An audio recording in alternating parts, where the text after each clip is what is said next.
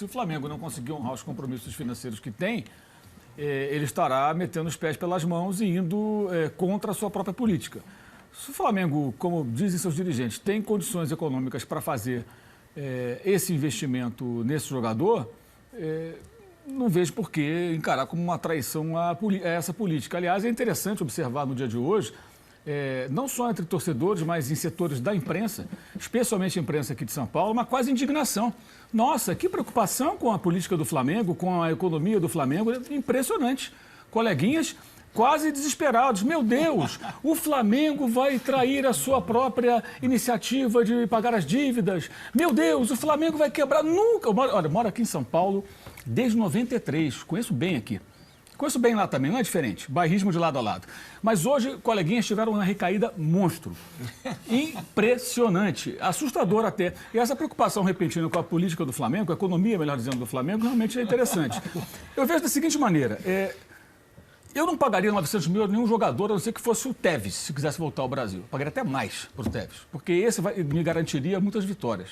Para citar um jogador que atuou aqui, fala em Messi, Cristiano Ronaldo, Di Maria, esses caras nunca jogaram aqui, não virão nunca. 900 mil, Mauro, é bom a gente até falar, para quem não acompanha durante o dia, enfim, seria um custo mensal, que é o salário total, mais as luvas diluídas. Isso, né?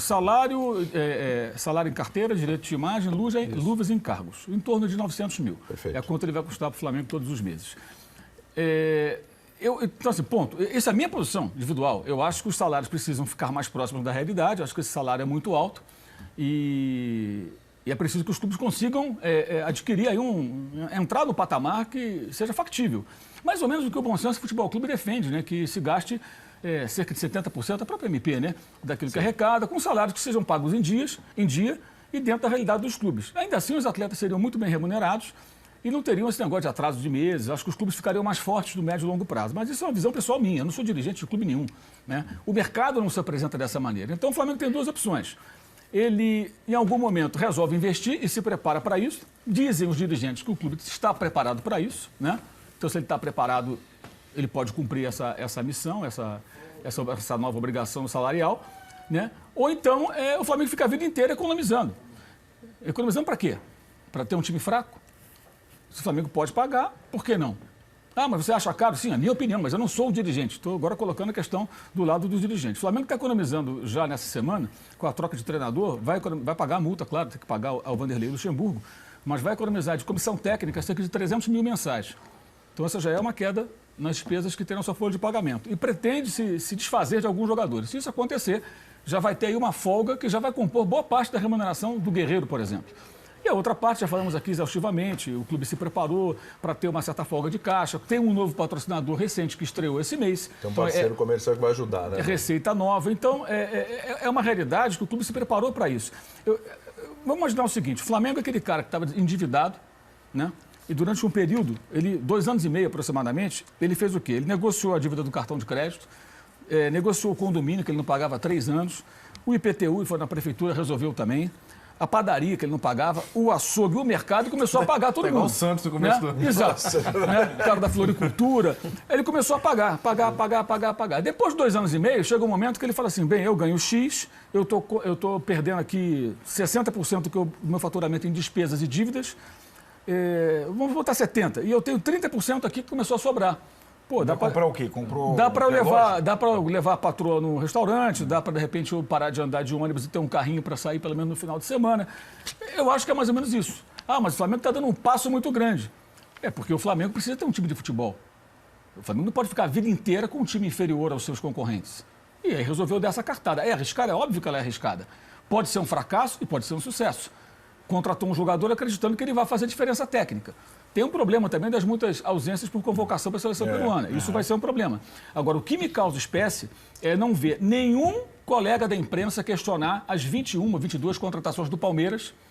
Só se falava que o Palmeiras agora tinha dinheiro. Que bom que está contratando. E a imprensa de São Paulo ignorou isso. 9,5 milhões custou 50% do Dudu, que está suspenso. E segundo se noticiou a época, ganha cerca de 300 mil por mês, que também é um belíssimo salário. O Dudu é mais uma promessa do que uma realidade. Aliás, Está fora do time por conta da suspensão. Ninguém questionou, não ouvi questionamento nenhum.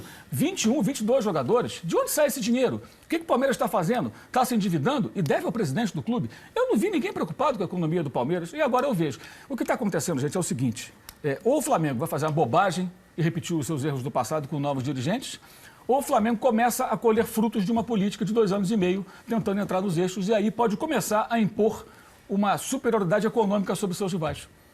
Porque a possibilidade de faturamento que o Flamengo tem, hoje já é o maior faturamento do Brasil, né? E tudo, eu falo, camisa, televisão, bilheteria, ele pode aumentar e muito, aí depende de um acordo com o Maracanã, que é a parte complicada, porque o consórcio impõe uma série de condições, está havendo uma briga por conta disso.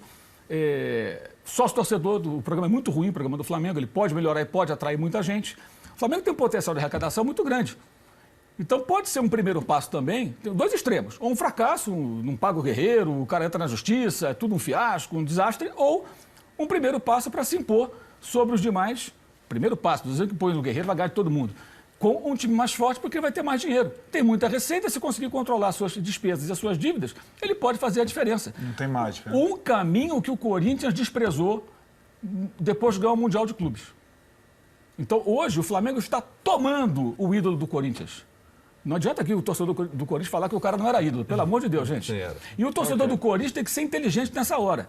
O jogador não é o culpado. O culpado são os dirigentes. Uma conta rápida. Wagner, Love e Christian. Juntos custam mais do que o Guerreiro vai custar ao Flamengo. Né? Pato, sozinho, com os encargos salariais, custa mais do que o Guerreiro vai custar ao Flamengo. Está emprestado para o São Paulo. Vai para lá, não quero você aqui. Né? Lucas Prato, do Atlético, custou mais ou menos o que custa o Guerreiro. É mais jovem, é verdade. Mas custou parecido. Você falou em 12, 13 bilhões de reais, né? A multa rescisória, para que ele viesse para o Brasil, e o salário é próximo do salário do Guerreiro, 500 mil reais. Né? E o Lisandro Lopes também, eu não consegui descobrir aqui quanto que ele veio ganhando. Então, o esporte pode ajudar. Mas ele pedia 600 mil quando começou a negociar com o Internacional. Deve ter fechado por menos um pouco. Também é um salário próximo, só que não tem essa grana das luvas, que é como se fosse a aquisição do jogador. Então, acho que esse é o ponto. A gente está diante de um momento em que as coisas podem mudar ou não. Agora, só o tempo vai dizer. Qualquer previsão que se faça aqui é chute. Se perguntar, o que você acha? Bem, os dirigentes dizem que podem pagar. Eu não ponho a minha mão no fogo por ninguém. Eu vou esperar sentado e ver o que vai acontecer. Se daqui a 3 meses o Flamengo estiver devendo salário, a gente vai voltar aqui nessa bancada e falar o quê? Olha, se precipitaram. Era para ter esperado um pouco mais. Não era para contratar um jogador de 900 mil reais agora em maio. Era para esperar talvez 2016 ou daqui a um ano. E se virar com um time meia boca para poder ficar só na primeira divisão e quem sabe no mata-mata arrumar alguma coisa como foi em 2013. Acho que essa que é a questão. Mas, repito, me emociona até a preocupação de segmentos aqui da imprensa de São Paulo com a situação financeira do Flamengo, a economia do Flamengo. Muito comovente. Quase chorei hoje de ver alguns colegas preocupadíssimos com essa questão. Realmente impressionante. E pode vir Elias ainda, né? Ainda tem mais essa. Pode tem vir essa Elias, troca do Renato Augusto com o Samir. Essa acho difícil de acontecer. Acho difícil que o Samir é um jogador que eles vão acabar vendendo. Até já tem uma negociação lá com a Udinese, tem um empresário para comprar e para mandar para lá, tem um rolo acontecendo. E o Flamengo está negando a história do Paulinho, do Tottenham, mas já... Uma pessoa me disse hoje à tarde, que de fato pode existir uma negociação. Eles vão buscar mais gente. Agora, é uma questão de tempo. E o Corinthians continua sendo, como a gente falou aqui há 2 semanas, né, Arnaldo? 2 semanas. Que o Corinthians era quando foram eliminados os times da Libertadores, os 3 primeiros, né? Que era no Corinthians que o Flamengo ia buscar jogador.